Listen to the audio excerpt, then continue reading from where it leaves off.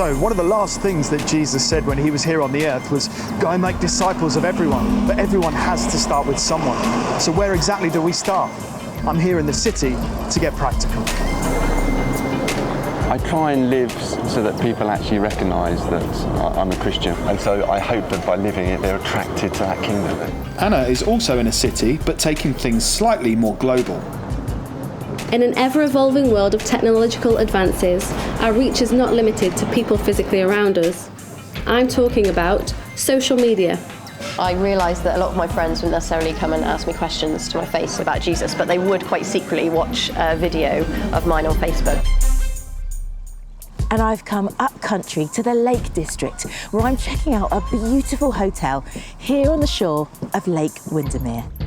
Friends' recommendations is one of the most powerful sales, marketing, presentation tools we can ever have. You know, if a friend tells you somewhere's really good, or a family member does, then you're going to want to check it out. This is Talking Jesus.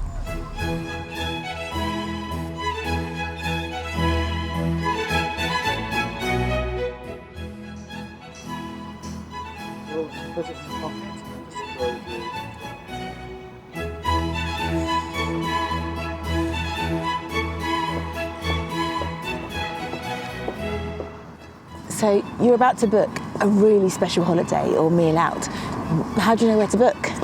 There's reviews, recommendations, brochures. Whose opinion do you trust?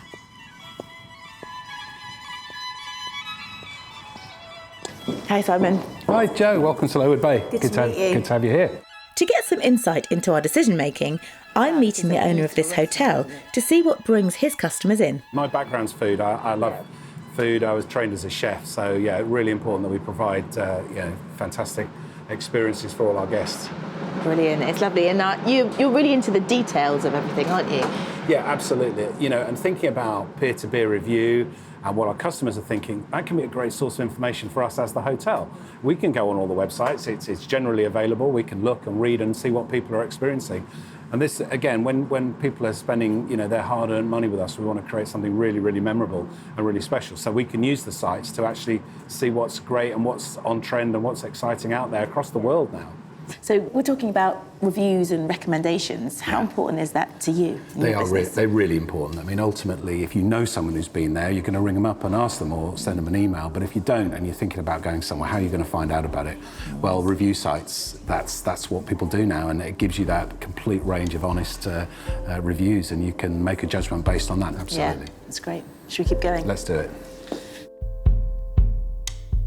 Back in the city, Dickie is finding out what it means to be intentional about how we live our lives. So whether you live in a big city like London or a rural town or village, there's just so many people in our lives, colleagues and family and friends and neighbours. So how do we know who to share our faith with, and where do we start? I'm on the way to meet someone who's doing just that in the way he lives his life at work. Hi Neil. Hi Dickie. How are you? Good to see you. Great to meet you. So you work here in the city? I do, yeah. Yeah, sorry I've not really dressed for the occasion. Don't how long worry. you worked in the city? 21 years. 21 years, Yeah. wow. And I've heard also that you have a bit of a passion for jogging? Yeah, I love jogging. Do you? It's about lunchtime. Do you fancy joining me? It's when I normally run. Let's go and get Sure. changed. Okay.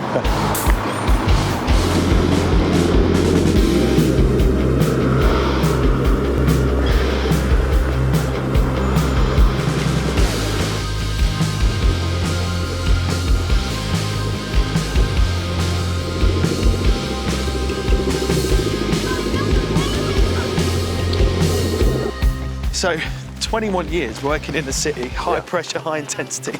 What does that actually look like being a Christian in that environment? Wow. It's good fun. I think the city has its own pressures, but actually it's being very clear of my values, so very early on, understanding what my values are for working in the city, family life, being a Christian, and sticking to them. How do you ensure that you live distinctively within that environment? Yeah. I try and live so that people actually recognise that I'm a Christian. And so I hope that by living it, they're attracted to that kingdom, that experience, and that love, peace, righteousness that I carry. And actually they realise that I have solutions to often their problems, be it prayer or just having the wisdom of heaven to impart. There's some horrific situations that people are experiencing with bereavement, divorce, and actually people being drawn to me and actually having time to pray for them, stand with them, support with them, encourage them, and bring hope to what feels like a hopeless situation. Great. And then it's obviously a very corporate environment. Do you need to be sensitive about talking about Jesus, talking about your faith? Yeah, I think a lot of it's linked to being aware of myself and work colleagues and the environment I'm in, wisdom, sensitivity, and actually praying about what God wants me to raise in a particular meeting, in an environment, in a leadership team meeting, whatever context I'm in. I've got a really good example. Recently, a colleague went through a tragedy with his family. I just got to be able to pray with him and just to minister him and share. And the testimony was what was going on for him. Having prayed, things shifted for him. And so there was a testimony that I could say to him, well, I've been praying for you and this is what's happened. I believe it's God that has worked miraculously. Amazing. All right, well, thanks for the jog and the beautiful view. I think it's stunning, I'm isn't it? Spend every lunch hour down here as long as the sun's shining. But yeah, thanks so much. Shall we jog back? Yeah, definitely. Great. Oh, Simon, it's been lovely looking around your Great, it's hotel. been fabulous having you here. Let's go meet Rachel. Hey, Rachel. Hi. Hi, Rachel. Had a good morning? Yeah, great. Fun. Nice. So we've been talking about peer-to-peer reviews and personal reviews. How does it relate to talking Jesus? Well, in a similar way that people would look here at a review page or to find out about how to book, which hotel to book, and then this hotel, they'd look for that. They look at our lives, people look at our lives in a way as a review page about Jesus. So we might say we're following Jesus or let people know that we go to church, and people then are going to watch us to see what that looks like. Right. So it's not just what we say, it's actually how we live our lives. Yeah. Do you think people have ended up coming here because of a friend or... Yeah, absolutely. Friends' recommendations is one of the most powerful sales, marketing, presentation tools we can ever have. If a friend tells you somewhere's really good, or a family member does, then you're going to want to check it out because you trust them. Ultimately, that's what it's about, and that level of trust, the closer you are to people, it makes a huge difference to our whole how we present ourselves. So yeah, looking at the review sites, absolutely critically important. Yeah. We discovered that friends and family were really, really key. So if some people were brought up in a Christian family, and then their family relationships are really important because in a way they're reviewing how their parents might live out the faith, and that might help them making a decision for faith or not. But also then you really review your friends. If you're not in a Christian family, your friends are so important. And how they live is how you will assess. In the same way as you'd assess a hotel, you would assess whether or not following Jesus in a way works, or is it a good thing for life? Yeah.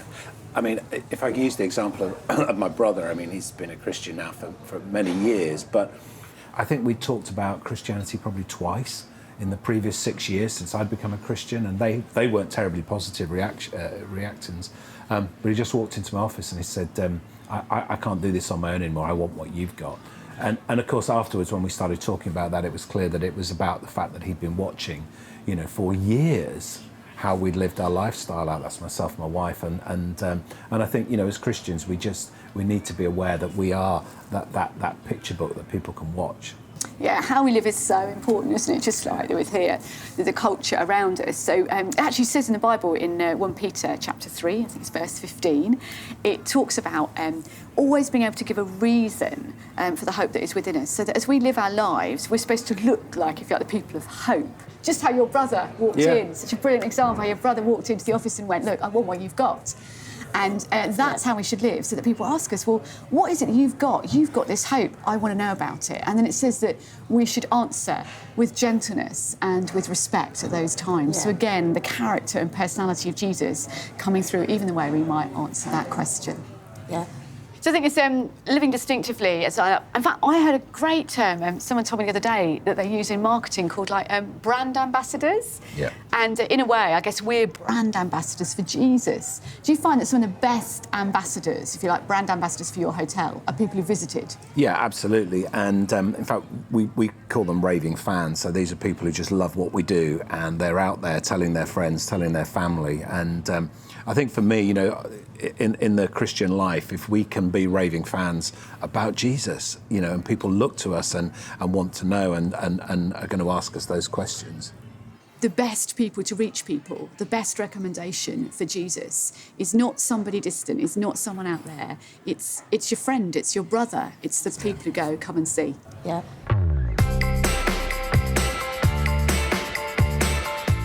So many of us live part of our lives online, keeping in touch with our friends through Facebook, Instagram, Twitter and Snapchat. Can we talk Jesus and live distinctively here? Today I'm meeting Becky, who would say that the answer is yes. So was it a conscious choice for you to share your faith on social media? Yeah, it was definitely a conscious decision. I realised that a lot of my friends wouldn't necessarily come and ask me questions to my face about Jesus, but they would quite secretly watch a video of mine on Facebook or watch statuses and things. So I knew that it was a great way to get to people like that. Right.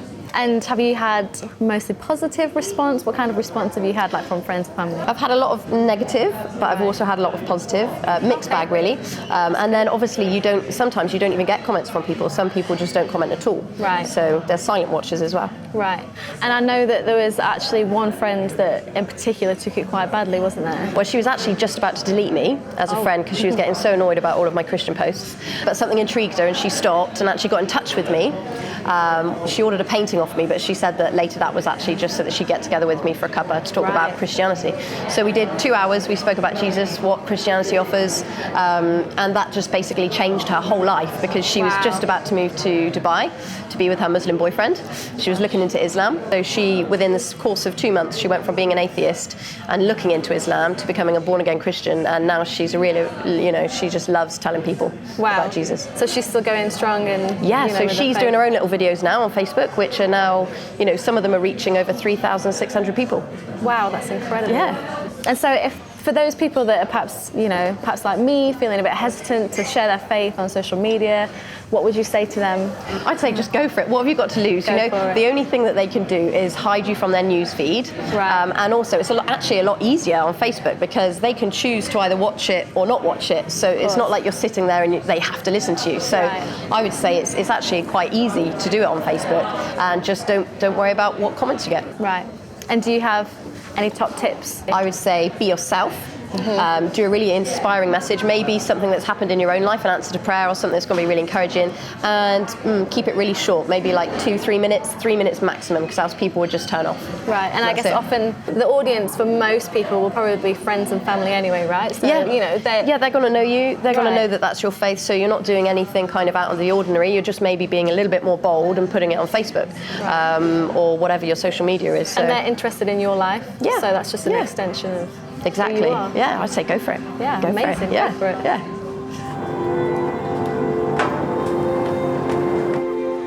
In this session, we've looked at the many different realms of our everyday lives in which we meet people that don't yet know Jesus. We've seen the importance of living distinctively, as well as being brand ambassadors for Jesus. So I'm here to meet Ossian to hear the final challenge. So, Ossian, where do we go from here? I think we pick up the challenge to begin to pray for those people, engage them and invite them to our world. So, praying then is really important. It's a real key part of... Absolutely critical, very critical, because in prayer, we ask for God's help. And in the process, He deals with our hearts, He deals with their hearts. So there is the balance of everything. He brings the whole work together. It's His assignment. So in prayer, He leads and guides us into how best to do it. For us, for me, those doing this course, what would you say to us to get started? I would say pick up the challenge, personalize it. Identify 5 people that you begin to pray for, 5 people that you want to begin to engage with. And as you continue to pray for them, God begins to work in your heart as well. He prepares you. As He prepares you, He prepares them. And God is the owner of the assignments. He puts all you 3 together, and He will raise opportunities for you to begin to share. Bring them into your world. And in there, an opportunity will arise to share Jesus. And that will bring them to Christ. Great.